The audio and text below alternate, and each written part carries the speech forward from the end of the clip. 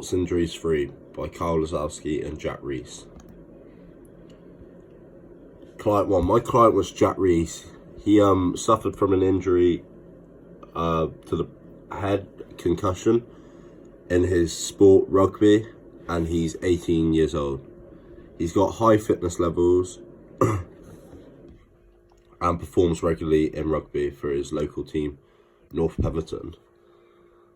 Concussion is an injury to the brain, in this case caused by being knocked to the head by an opposition's knee whilst trying to tackle them by the legs. This knock causes the brain and head to rock back and forth rapidly, which can result in the brain twisting, swelling and moving within the skull. This movement causes chemical changes and stretches in the brain, which damages cells. Furthermore, the chemical changes and stretching causes the brain to become more sensitive to any increased stress or injury until the athlete is fully recovered from the concussion.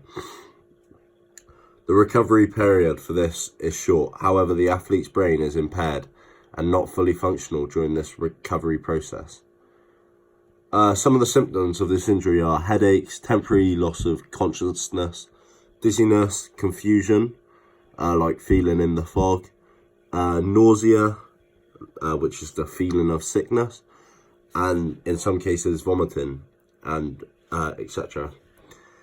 Athletes do rehabilitation to decrease pain and swelling, in this case within the brain. They also do it to regain movement, balance and return to the sport they play, improve mobility and flexibility and return to full fitness, so that they're able to meet the demands of the physical activity or the environment they work in.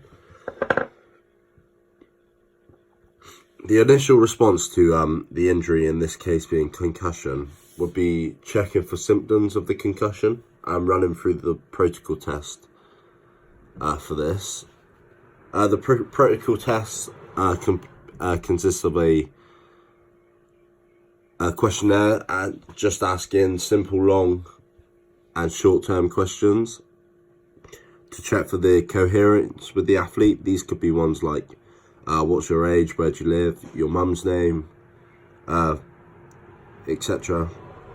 However, if the athlete fails these tests, so they can't remember simple questions like their age, their mum or dad's name, then the athlete is therefore diagnosed with the concussion. Once became injured, the athlete should be kept fully rested until all symptoms of the concussion are gone. Furthermore, once all the symptoms of the concussion have gone, then there is a further 14-day rest period. This so that they have time to recover and they're not going to get back too quickly and then once again injure themselves. For example,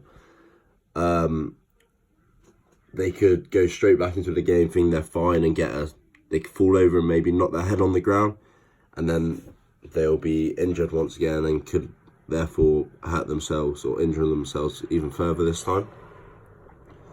After you've gave this 14-day rest period, you would do 48 hours of light aerobic exercise. This could be swimming, walking or stationary cycling on an exercise bike.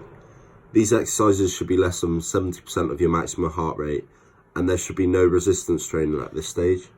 The objective of this stage is for the athlete to begin to raise their heart rate, increase their fitness levels, and it also allows them to assess the recovery of the athlete, see if they're still getting dizzy during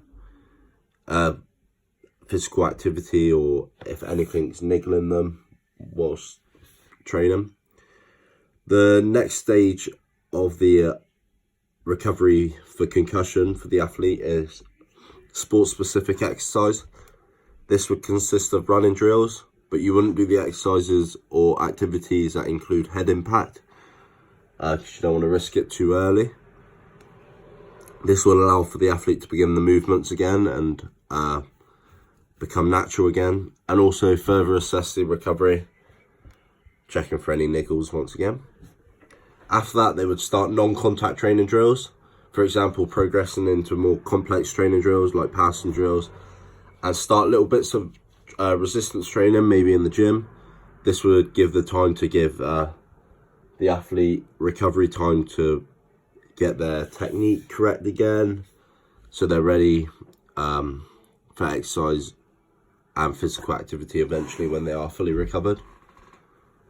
This would also allow for the athlete to start training their coordination and start to exercise again, which will allow the athlete to start making decision making once again, because they would have had time off, so their decision making could be poor once they first started, and also begin their cognitive load again, so getting those positive thoughts in their mind again and mentally preparing themselves for exercise again. Also, starting the resistance training will allow for the athletes' bodies to prepare for demands of rugby and begin to strengthen once again, since they have been rested, so their muscles would have, their muscle mass would have decreased and they would be unfit. Full contact practice is the next rehabilitation stage. This is when the athlete goes back into normal training practices once again.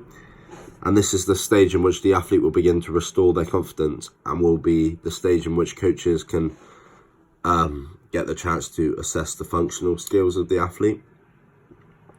And the final stage of rehabilitation for concussion is, for my athlete, is the return to play. And this is when the player is fully rehabilitated.